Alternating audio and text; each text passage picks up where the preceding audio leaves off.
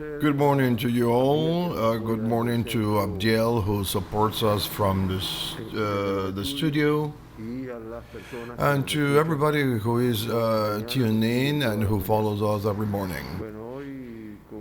Today we start the briefing with the bad news. The patient in critical condition who had spent several days in intensive care since the 4th of June. She spent 14 days in intensive care unit,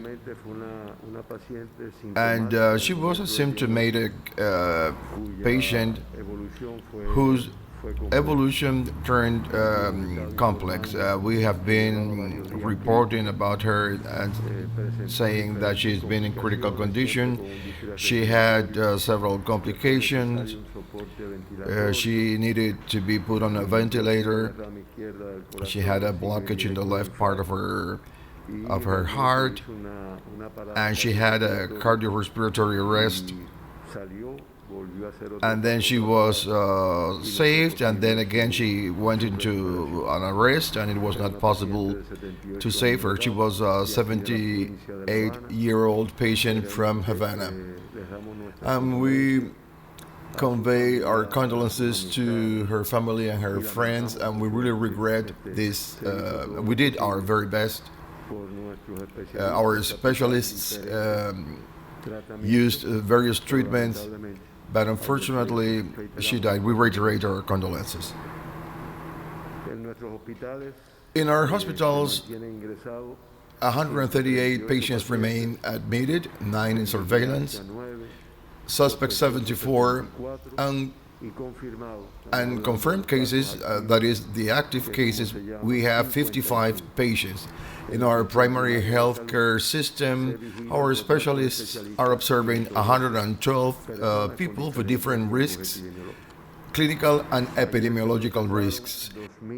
Yesterday, 2,288 samples were analyzed by our different molecular biology laboratories that are working on this. The Institute of Tropical Medicine, Pedro Curie, 987. The Havana's Provincial Center, 536. Santiago de Cuba's 281. Villa Clara's 160. The Brothers Ameijeira's Hospital, 274. And the Civil Defense Research Center processed 51 samples yesterday. As a result of the study of these 2,288 samples, 5 people tested positive for COVID-19. This gives a cumulative total of 163,962 samples analyzed for a cumulative of 2,330 positive cases diagnosed in our country. The 5 cases diagnosed are Cuban. This has been happening over the last weeks. 4 are confirmed case contacts, and so 2,023 people have been in this category. 88.5% of the patients who, at the moment of the diagnosis, they were confirmed case contacts, and this is, as we always say, a very high risk group. In one of the diagnosed cases yesterday, in this case from the municipality of Cienfuegos, has as a source of infection being abroad. It's a person who returned back to Cuba recently and returned and had some symptoms, and he was quarantined following the protocol and was untested positive yesterday. So we have 1 patient with source of infection abroad, and with this case we have 162 patients, 7% of all the patients who have as a source of infection being abroad. In 103 patients, the source of infection has not been determined. and we always continue doing efforts to detect the source of this contagion. There were three patients of female sex for a cumulative of 1,157 people are from the female sex. That's the 49.6% are female, and two from are male for 1,173, 50.3%. Four of the cases that were confirmed yesterday were totally asymptomatic. And in all the evolution of the pandemic, 54.1% of the cases diagnosed have been asymptomatic at the moment of the test. We are talking about 1,258 people. This percentage is growing when we analyze the behavior of the pandemic in the last 15 days, in which 71 of the 95 confirmed patients, that is 74.7%, did not have any symptoms at the moment of the diagnosis. We always try to explain that one of the features of this disease is the high number of people who are asymptomatic and who are spreading the disease. They are asymptomatic, but in the meantime they are spreading the disease, and the risk is very high if there is not the proper fulfillment on the measures of protection. Of the 5 confirmed cases yesterday, 2 are of the age group of under 20, and 2 from 20 to 60 years of age, and 1 person of over 65 years of age. With these 2 minors under 20, there are 252 people under 20 years of age, out of which 245 have already been discharged. That is 91.2% that have been released, and they have a very satisfactory evolution. Of the 2 cases that were diagnosed yesterday, there is a 1-year-old girl from the province of Mayabeque who, at the moment of the diagnosis, was asymptomatic. She was studied because it was a confirmed case contact. The 4 cases are from the Mayabeque province, belong to the San Jose de las Lajas municipality.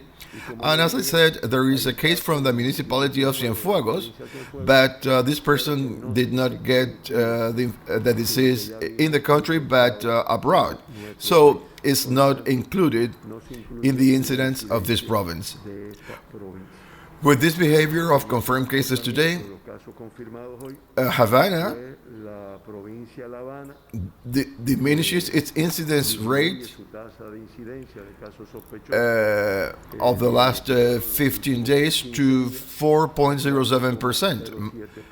Mayabeque increases discreetly to 0.93%, and Matanzas remain the same incidence rate, with the 2 cases confirmed in the last 15 days, 0.28 per 100,000 inhabitants.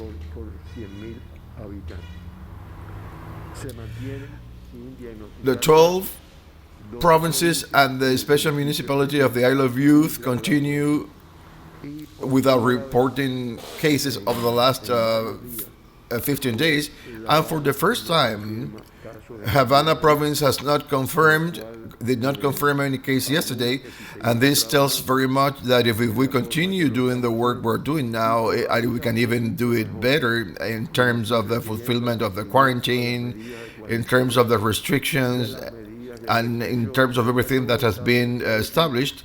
We can continue consolidating these results.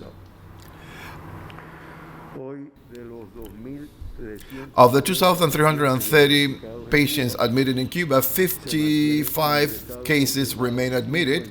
This is the lowest number we've had in the last 15 days, all of them with a favorable evolution.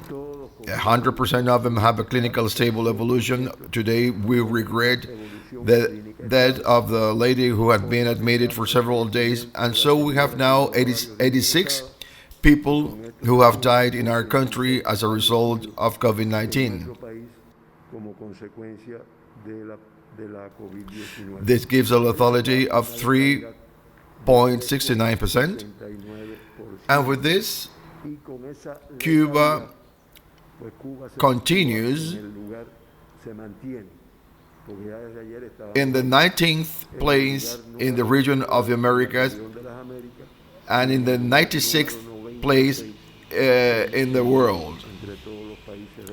And people may wonder, well, this is the order followed based on the confirmed cases and in terms of the lethality, but above all, it's primarily based on the number of confirmed cases. And Cuba, in the region of the Americas, there are 18 countries that have a fatality rate, an incidence rate higher than Cuba's. We always mention the 2 evacuees that were evacuated at the beginning of the pandemic, and yesterday 7 patients were discharged.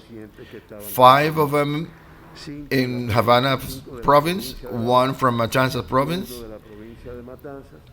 and 1 from Camagüey. And with these discharges, there is a cumulative of 2,187 patients from the 2,330 confirmed cases, which is the 93.9% who have been released, who have recovered, many of them on clinical discharge and epidemiologically discharged. Today, we are not reporting cases in critical or in serious condition.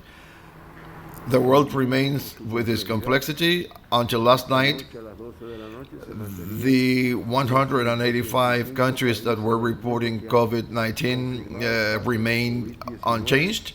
The number 9,581,803 confirmed cases. And yesterday, 187,196 cases that were confirmed in the world. This is a number that is growing. And yesterday, 6,714 people died for a cumulative of almost 5,489,182 fatalities for a lethality of a 5.11%. The region of Americas, as the epicenter of the pandemic, it's been like this for several days, is reporting 4,821,970 confirmed cases, and yesterday it confirmed 107,309 cases.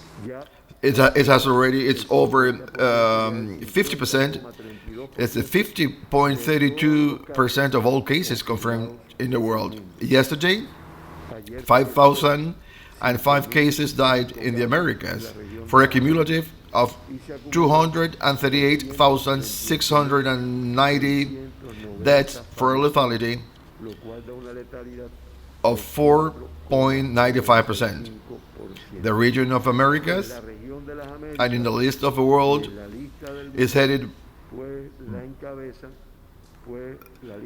2 countries of our region lead the list of countries in the world. The United States, with 2,422,310 confirmed cases, and over 40,000 cases confirmed yesterday. Yesterday, 49,949 cases, and over 1,000 cases,